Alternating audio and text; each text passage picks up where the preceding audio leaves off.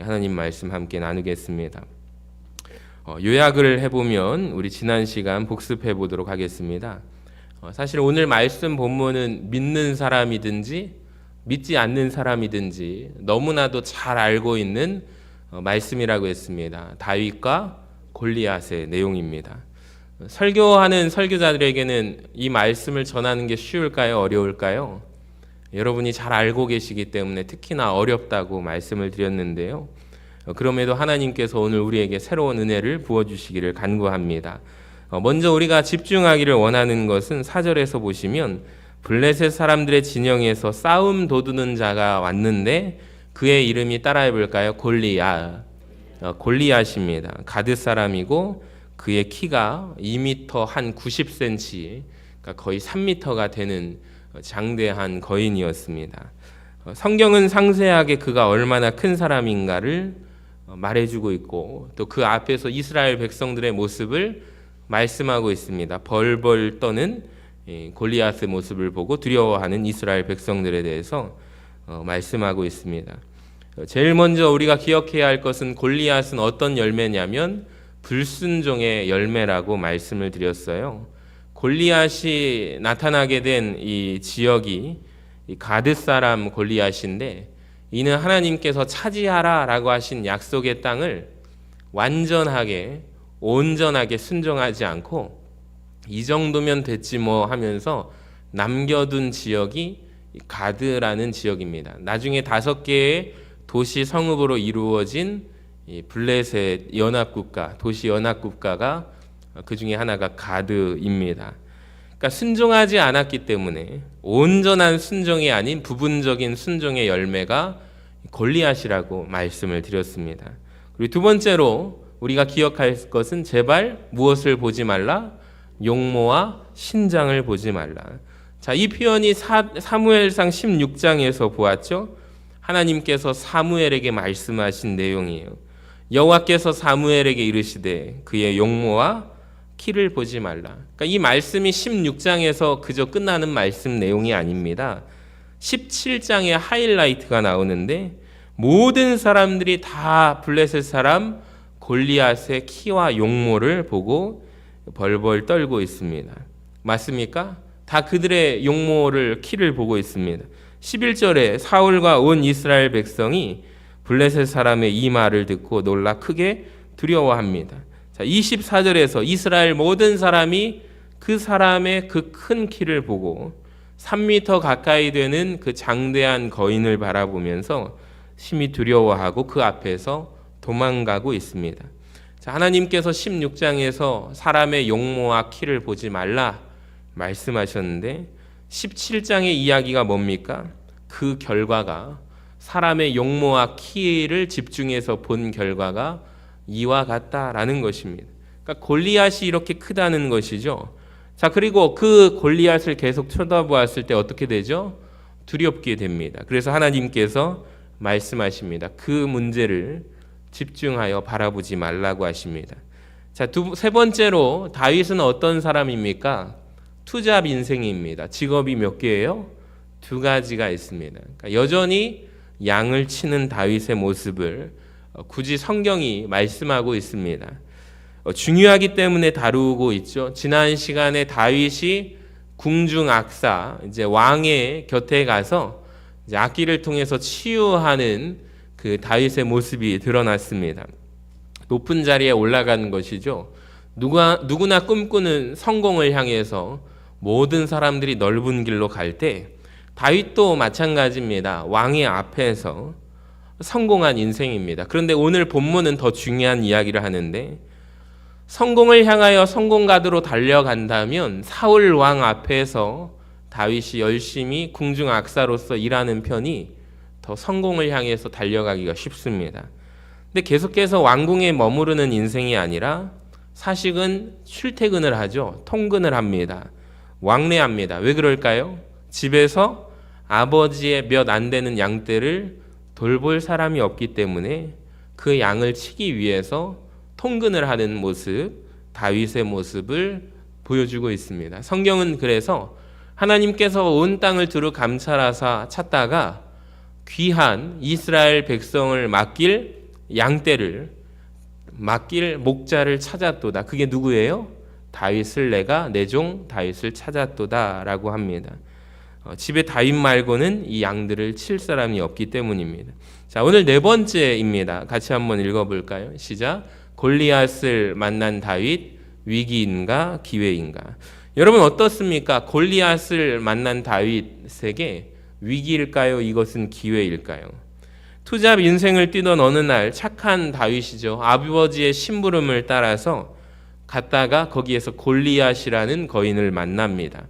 자, 그렇다면 골리앗이라는 이 장수는 다윗에게 위기였을까요? 기회였을까요? 말씀을 묵상하면서 저는 기회라는 생각이 듭니다. 골리앗의 등장은 모든 사람에게 위기가 아니었다는 것을 우리가 기억해야 돼요. 특히 하나님을 떠난 사울 왕에게는 위기였습니다. 하나님을 입술로만 믿는 사울, 실제로 하나님을 떠나서 이스라엘 백성들의 모습, 그들에게는 위기였습니다. 그런데 다윗에게 골리앗의 등장은 엄청난 기회였다는 것을 아십니까? 그러니까 골리앗 때문에 다윗이 이제 이스라엘의 중심 인물로서 부각되기 때문입니다. 말씀을 묵상하고 준비하면서 우리 인생에도 이 골리앗과 같은 문제를 만나게 됩니다. 여러분, 우리가 위기를 마주하게 되죠. 여러분, 그런데 기억하시기 바랍니다. 모든 사람에게 위기가 아닙니다. 하나님의 사람에게는 그것이 엄청난 기회가 됩니다. 여러분, 크게 아멘 하시기 바랍니다. 사도행전 27장을 보면 사도 바울이 죄수의 몸을 하고 배를 타고 이동하는 모습이 나오죠. 제가 이 부분을 설교한 적이 있습니다. 유라굴로의 광풍을 만나게 됩니다. 이때 배에 탄 선주와 선원들 모두가 다 기겁을 합니다. 위기가 닥칩니다. 이런 풍랑을 만나본 적이 없기 때문입니다. 마찬가지예요. 모든 사람의 인생에 골리앗 같은 위기가 마주합니다. 배에 타고 있는 모든 사람에게 그것은 위기였습니다. 근데 사실 그것은 사도 바울에게 기회가 됩니다. 왜냐하면 이때부터 모든 사람들이 누구 말을 집중하는 거예요? 위기 앞에, 유라굴로의 풍랑 앞에서 이제는 자기들의 선원으로서의 배 경험, 뱃사람으로서의 평생 경험 다 소용없기 때문입니다. 모두가 자포자기해서 이제 죽을 날만 기다리고 있는 그 순간 모든 사람 앞에 나섰던 사도 바울, 그의 말에 사람들이 집중하기 시작합니다. 성경을 보면 이 배가 출발하기 전에는 이 사도 바울이 하는 말을 아무도 도저히 들을 생각을 하지 않습니다. 오히려 선장과 선주의 말을 주의 깊게 듣죠. 바울의 말보다 더 깊이 신뢰했다라고 사람들이 말합니다. 그런데 여러분, 인생에서 골리앗과 같은 거대한 유라굴로의 광풍을 만나고 나서 배 안에서 주도권이 바뀌는 모습이 나오잖아요. 배에 탄 모든 사람들이 이제는 선장과 선주의 말을 듣는 것이 아니라 바울의 말에 집중해서 듣기 시작합니다. 똑같습니다. 여러분, 그 누구도 주목하지 않던 이 다윗이라는 어린 연약한 사람, 사람들이 언제부터 주목하기 시작할까요? 골리앗이 등장했기 때문입니다. 여러분, 우리에게도 마찬가지 같아요. 남들에게 닥치는 위기가 닥칠 때 이것은 우리에게는 위기가 아니라 기회가 될 수 있다는 것을 꼭 기억하시기를 바랍니다. 제가 돌아보면 참 하나님, 처음 우리 전주 서신교회 부임했을 때 코로나 상황 위기였습니다. 모두가 예배를 드리고 싶은데 전주라는 지역에 도지사님도 계시고 시장님도 계셔서 예배를 강행하겠다라고 했을 때 계속해서 와서 예배 드리면 벌금을 물겠다고 계속해서 위협을 합니다. 하루 전날까지 예배를 드려야 되는데 라고 하다가 예배를 드리지 못하는 상황 가운데 제가 얼마나 마음이 아팠는지 모릅니다. 그때마다 많은 사람들이 뭐라고 했냐면, 그때는 이제 아파트가 그때 당시에 얼마 안 기다리면 아파트가 완성이 되니까 입주하면 부흥이 될 것이다. 근데 저는 그 말이 하나도 위로가 되지 않았습니다. 이런 상황 가운데서 우리 성도들의 믿음과 또 왔을 때 중고등부가 5달 동안 예배를 드리지 않아서 학생들이 전혀 모이지 않는 상황 가운데 주일학교도 마찬가지였어요. 몇 명 모이지 않는 속에서 우리의 예전의 모습을 생각하면 너무 연약해 보이죠. 성도님들마저 너무 좌절하고 절망하였습니다. 이 기간이 언제 끝날까 두려웠습니다. 근데 돌이켜보면 지나간 시간 가운데 하나님께서 그때마다 또 그 위기를 기회로 삼아주셨음을 믿음으로 고백합니다. 그래서 우리 모두가 그 경험이 있잖아요. 우리 서신교회를 주님께서 사랑하시고 또 많은 영혼들을 향한 여러분 우리가 그 마음을 안다면 위기는 기회라는 것을 기억하시기를 바랍니다. 교회가 그때마다 제가 말씀드린 게 있어요. 평안할 때는 알지 못해요. 근데 교회가 평안할 때는 모두가 좋아 보입니다. 저 사람 신앙 참 좋아 보이고 저 사람 믿음 참 좋아 보이고 더할 것 없이 평안할 때 같습니다. 근데 그럴 때일수록 우리가 위기를 만날수록 기둥과 같은 역할을 하는 사람은 몇 안 된다는 것을 알게 되었습니다. 여러분 그렇지 않습니까? 오늘 이 자리도 여러분 한 사람 한 사람이 바쁘고 분주한 일상 가운데 우리 하나님께서 이 시대 가운데 하나님의 귀한 사람으로 기둥의 역할을 감당하기 위해 우리가 모여서 함께 뜨겁게 기도하는 줄로 믿습니다. 우리 아까 집사님 기도 가운데 너무 은혜를 받았는데 여러분 우리 한 사람 한 사람 우리 살림 찬양단과 더불어 오순절 마가의 다락방에 성령 충만한 역사가 여러분 이곳에 부흥의 불길이 임하기를 원합니다. 그저 왔다가 점만 찍고 돌아가는 삶이 아니라 정말 하나님 내가 이 시간 이 밤에 깨어서 기도하기를 원합니다. 뜨겁게 부르짖어 기도하기를 원합니다. 또 많은 영혼들을 주여 보내주시옵소서. 우리 한마음으로 기도할 수 있기를 원합니다. 자, 다섯 번째로 제가 집중하고 싶은 것은 이 제목입니다. 말들의 전쟁입니다.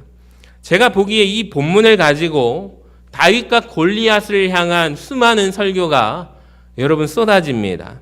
근데 아무도 주목하지 않는 부분에 대해서 말씀드리고 싶어요. 사무엘상 17장에서 여러분 사실 이 전쟁은 말싸움이라는 것을 아십니까? 우리가 이걸 꼭 기억해야 합니다. 이 전쟁이 며칠 동안 지속되냐면 따라해 볼까요? 40일째 강행되는데 한 번도 40일 동안 창과 칼을 휘두르는 창소리, 칼소리가 들리지 않았다는 사실을 아십니까? 즉 40일간 무슨 싸움이냐면 말싸움이 지속되었다는 것을 저는 집중하고 싶습니다.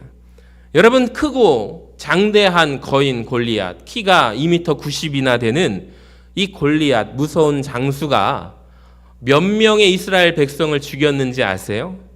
단 한 사람도 죽이지 않았다는 것을 아십니까? 그러니까 40일 동안 그가 한 일은 말싸움입니다. 굉장히 중요하고 굉장히 깊은 뜻이 담겨져 있습니다.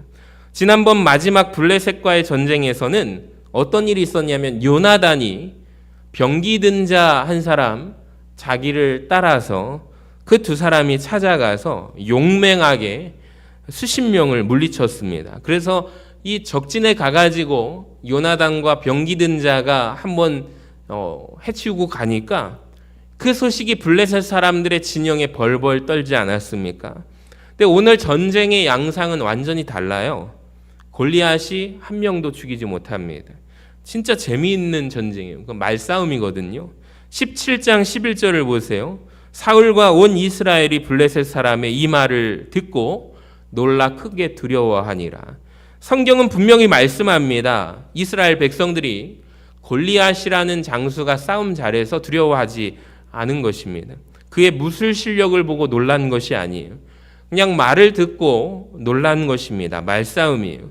그러니까 40일 동안 골리앗이라는 장수가 자기의 모습을 드러내고 계속해서 나옵니다. 40일 동안. 그러면은 숨어있던 이스라엘 백성들은 골리앗의 무서운 말소리, 하나님을 모독하는 그 소리를 매일 듣습니다. 매일 듣고 그 말씀을 묵상합니다. 하나님의 말씀은 생각나지 않는데 골리앗이 말했던 한마디 한마디는 마음에 새기고 있어요. 그 모독하는 말싸움만 듣고 살아가는 거예요. 그러니까 이 전쟁에서 가장 중요한 것은 말이라는 것을 아십니까? 말이 참 중요합니다. 여러분, 다윗이 왜 골리앗이라는 장수 앞에 서게 되었을까요? 다윗이 했던 말 때문이라는 것을 아십니까? 26절을 보세요.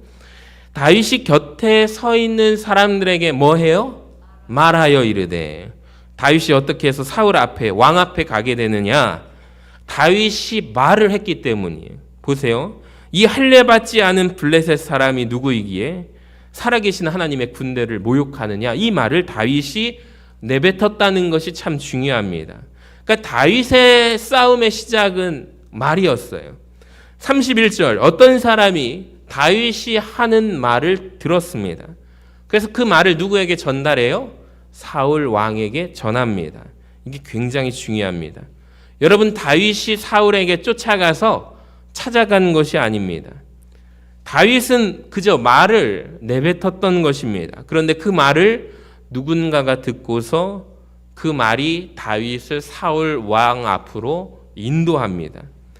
다윗이 뱉어낸 신앙의 말, 믿음의 말이 그로 하여금 사울 앞에 서게 만듭니다. 그러니까 이 전쟁은 말의 전쟁입니다. 사울을 만나자마자 다윗이 사울 앞에서 이런 믿음의 말을 해요. 17장 32절 같이 한번 읽어봅시다. 시작. 다윗이 사울에게 말하되 그로 말미암아 사람이 낙담하지 말 것이라 주의 종이 가서 저 블레셋 사람과 싸우리이다 하니. 말로 합니다. 근데 사울을 보세요. 말로 다윗을 만류합니다. 33절 사울이 다윗에게 이르되 네가 가서 저 블레셋 사람과 싸울 수 없다라고 말합니다. 그러니까 말로써, 왕의 말로 다윗을 주저앉혀 버립니다. 여러분, 여기에서도 여전히 말의 전쟁이라는 것이 보여지십니까? 다윗이 또 말합니다. 34절 다윗이 사울에게 굽히지 않고 왕 앞에서 말을 합니다.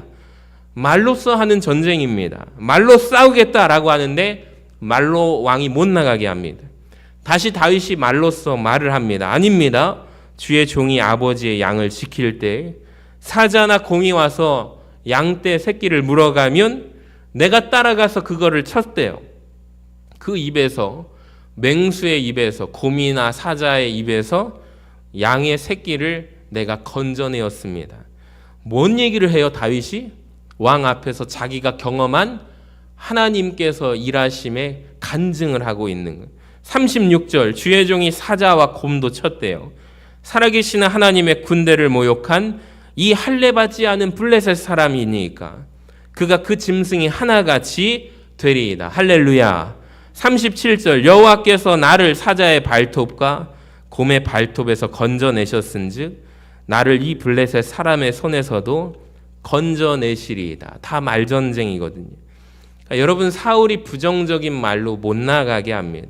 그러니까 다윗은 신앙의 말을 함으로, 자기의 간증을 함으로 이것을 이겨냅니다.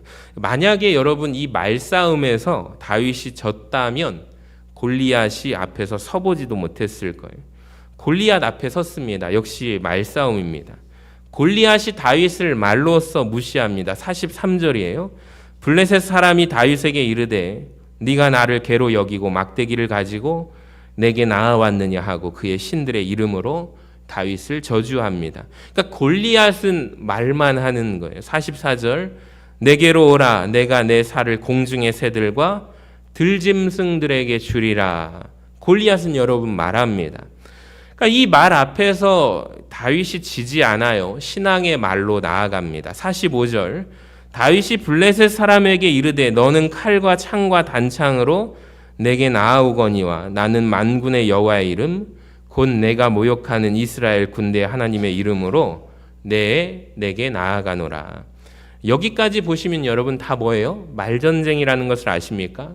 그러니까 이 전쟁은 말싸움이거든요. 그리고 이 말과 함께 여호와의 구원하심이 칼과 창에 있지 아니함을 이 무리에게 알게 하리라. 전쟁은 누구에게 속하였도다? 여호와께 속하였다. 이 말과 함께 달려가서 골리앗을 쓰러뜨립니다. 다시 말씀드리면 이 전쟁은 말싸움인 것 같아요, 여러분. 그러니까 골리앗이 이스라엘 백성을 40일 동안 벌벌 떨게 하잖아요.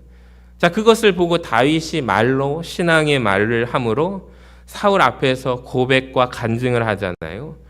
그래서 다윗이 사울 앞으로 말로써 인도함을 받습니다. 왕은 말로써 그를 눌러 앉히고자 합니다. 근데 다윗은 확신에 차서 자기 간증을 해요. 사울을 설득하여 골리앗 앞에 섭니다. 골리앗이 말로써 다윗을 업신여기나 다윗이 신앙의 말과 함께 달려가서 승리합니다. 그러니까 다윗의 승리의 말, 여러분 확신의 말, 하나님이 나와 함께 하신다는 말, 이 말이 그를 전쟁에서 승리하게 하셨다는 것을 아십니까? 근데 제가 말씀을 묵상하면서 이런 생각이 들어요. 우리 인생의 전쟁에서도 마찬가지 같습니다. 사실 말이 제일 중요한 것 같아요. 그러니까 내가 어떤 말을 하고 사는가 한번 물어보세요. 누구에게 물어보냐면 배우자에게 물어보세요. 당신 혹시 나 부정적인 말을 많이 합니까? 긍정적인 말을 많이 합니까? 같이 사는 사람이 제일 잘 알 겁니다. 혹시 연애를 하고 있다면 이성 친구에게 한번 물어보세요. 내가 어떤 말을 많이 해? 라고 하면 아마 몹시 당황할 것입니다. 한번 잘 설명해 보세요. 그러니까 내가 어떤 말을 많이 하는가. 제일 먼저 말을 하는 주체는 나지만 누가 들어요?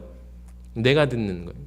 내 말을 내가 하잖아요. 그러니까 때로는 우리가 내가 말을 하는데도 내가 생각해서 말하는 말이 아닌 말을 막 내뱉을 때가 있어요.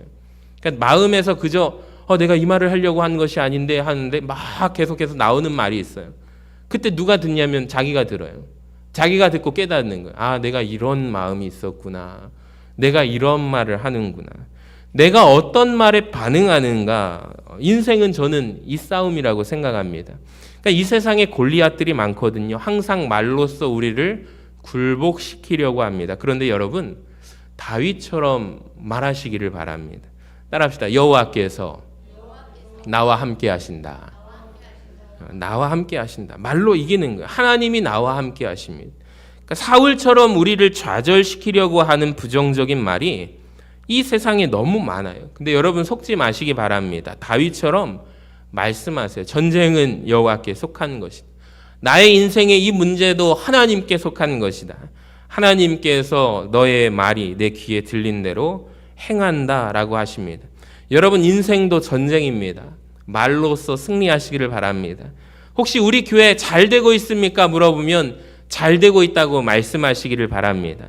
잘 될 거라고 하시기 바랍니다. 할렐루야. 그러니까 우리 교회 앞으로 계속해서 부흥할 거라고 얘기하시기를 바랍니다. 말싸움이에요. 말로 이기는 거예요. 때로는 저는 이렇게 제가 말하는 말들이 여러분이 듣기에 우리 목사님 좀 황당한 말씀을 하시네. 제가 꿈꾸는 예배가 있습니다.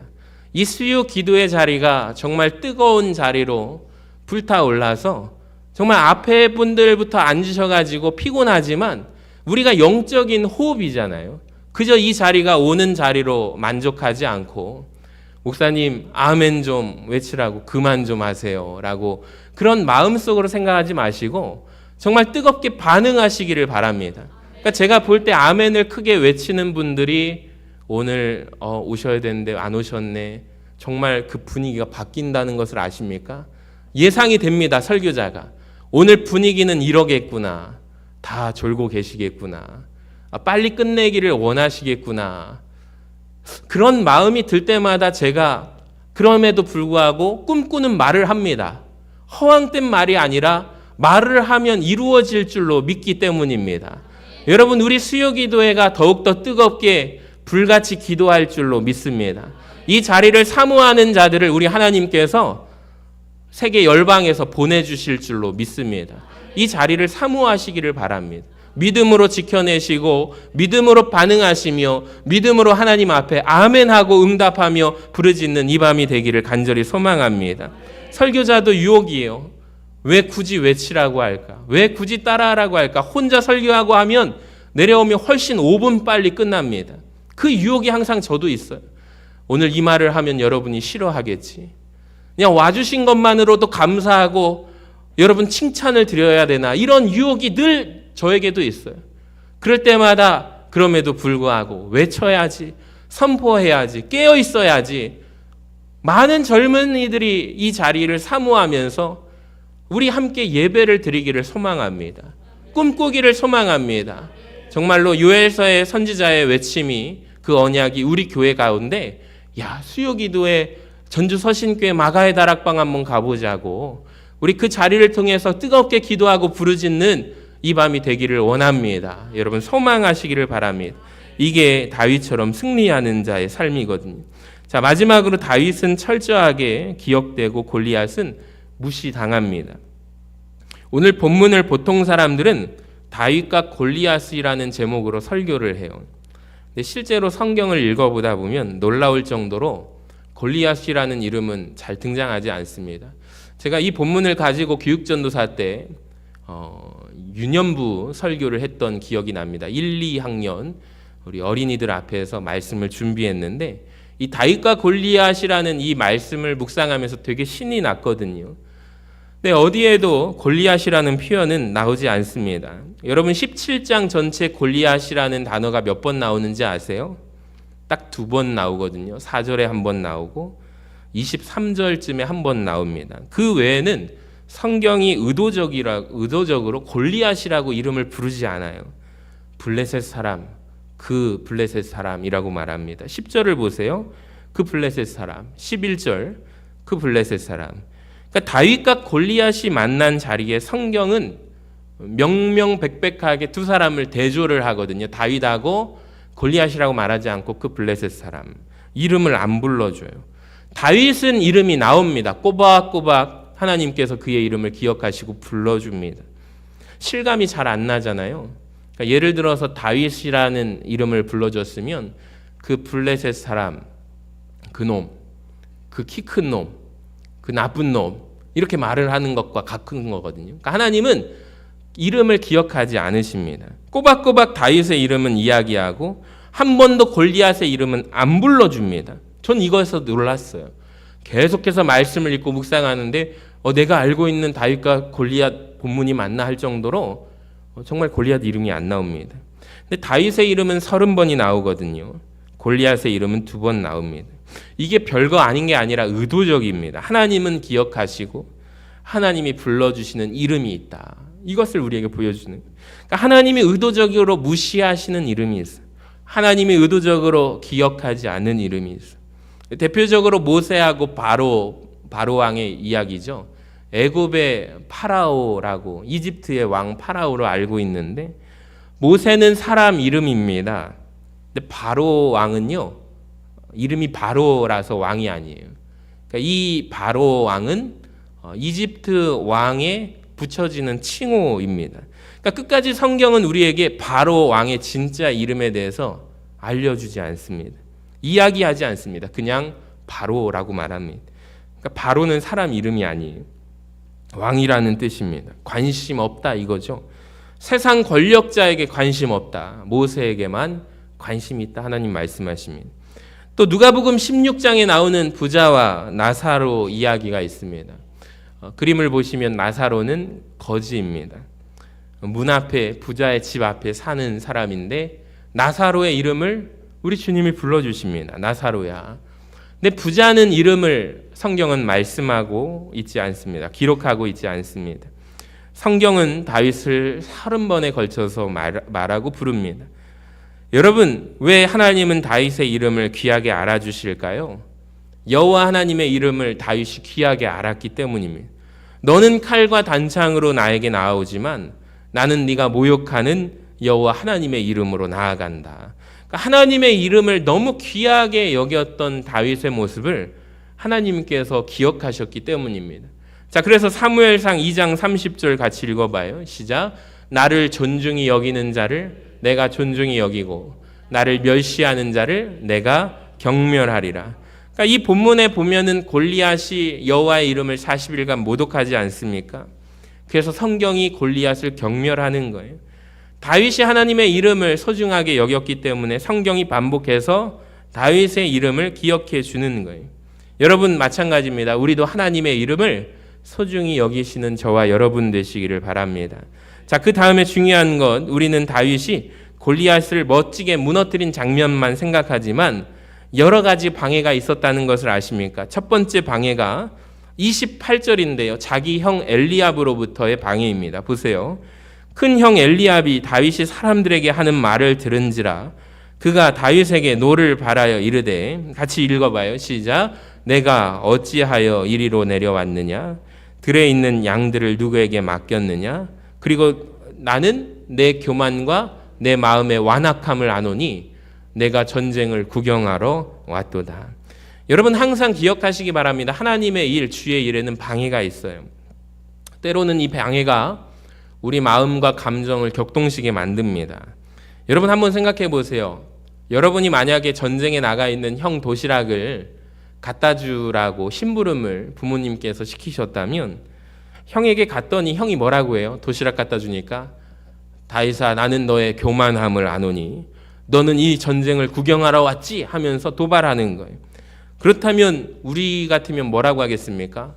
형 다시 한번 말해봐. 뭐라고? 하면서 형의 멱살을 잡지 않을까요?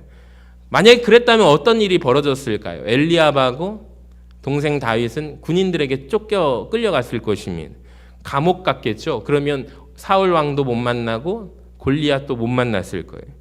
근데 다윗이 골리앗을 물리칠 수 있었던 이유가 나와요. 엘리압과 싸우지 않았기 때문입니다. 여러분 우리가 하나님의 일, 주의 일을 하려고 하면 꼭 엘리압들이 있습니다. 주변에 우리 마음을 격동시키게 만들고 충동질하게 만드는 마음을 호떡 뒤집듯이 만드는 엘리압들이 있어요. 여러분 피하시기 바랍니다. 30절을 보세요. 다윗이 돌아섭니다. 멱살 잡지 않고 형의 그 말을 그냥 가슴에 품지 않고 돌아섭니다. 자, 그래서 그가 골리앗 앞에 설 수 있는 거죠. 여러분 우리의 마음을 격동하게 만드는 사람하고 싸우면 하나님의 일을 하지 못합니다. 여러분 싸우지 마시고 돌아서시기 바랍니다. 두 번째 장애물은 뭐냐면 33절입니다. 사울이거든요. 사울이 왕이 다윗에게 이르되 네가 가서 저 블레셋 사람과 싸울 수 없다라고 말합니다. 그러니까 우리가 인생을 살아가다 보면 이런 말을 많이 들어요. 너는 할 수 없어.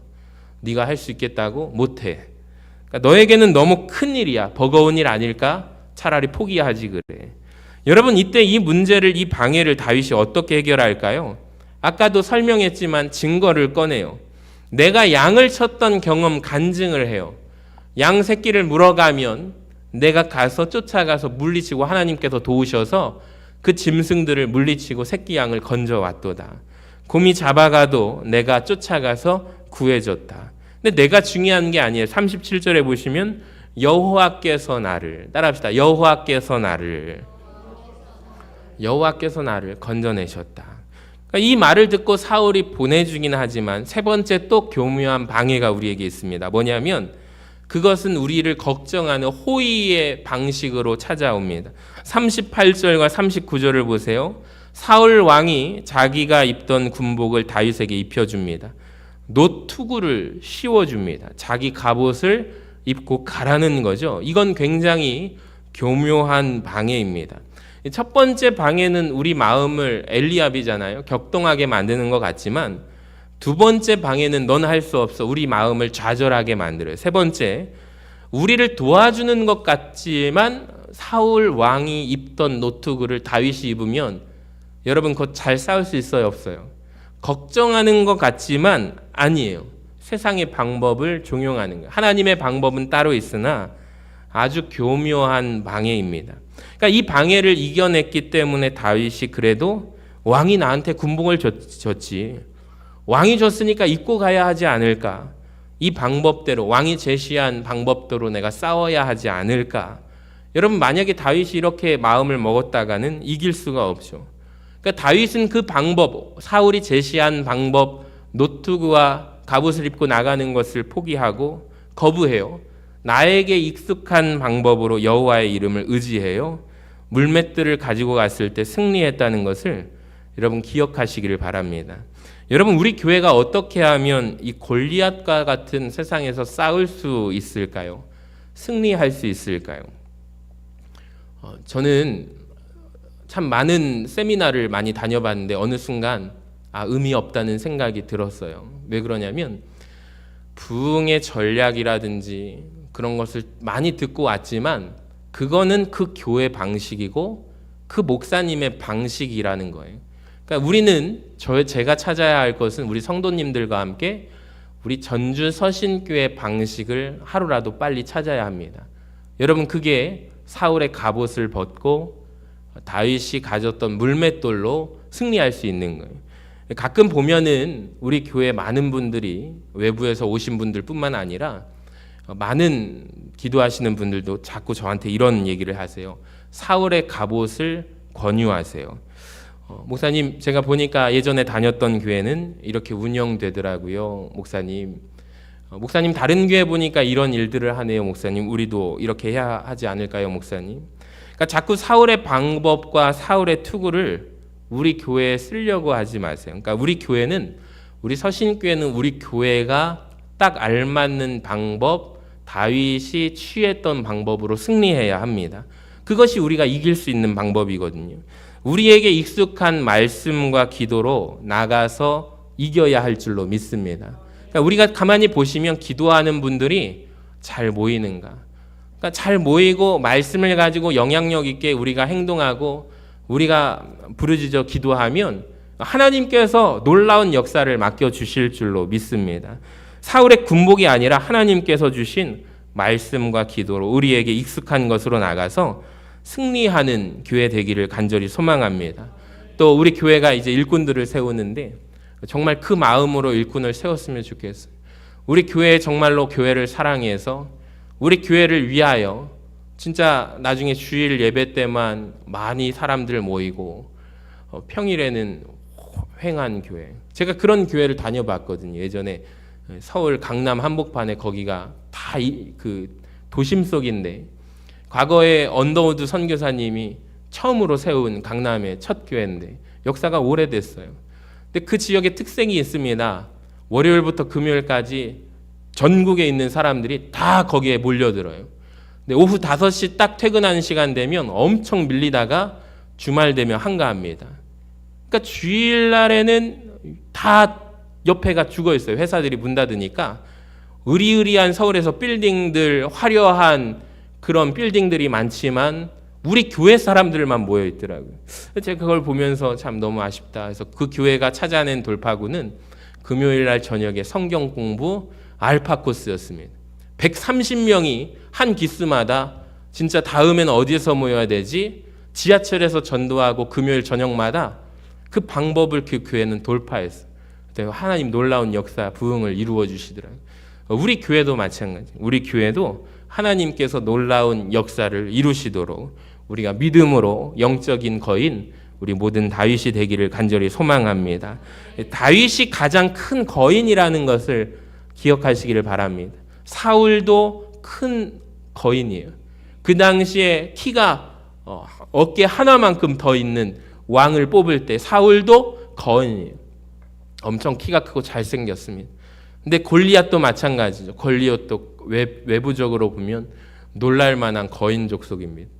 근데 더 큰 거인이 있어요. 하나님 눈에만 보이시는 영적인 거인, 바로 다윗이라는 것을 우리가 기억하면서 하나님, 우리가 그 영적인 거인 다윗과 같은 분들이 우리 교회 가운데 하나님 앞에 많이 믿음으로 나아갈 수 있기를 소망합니다.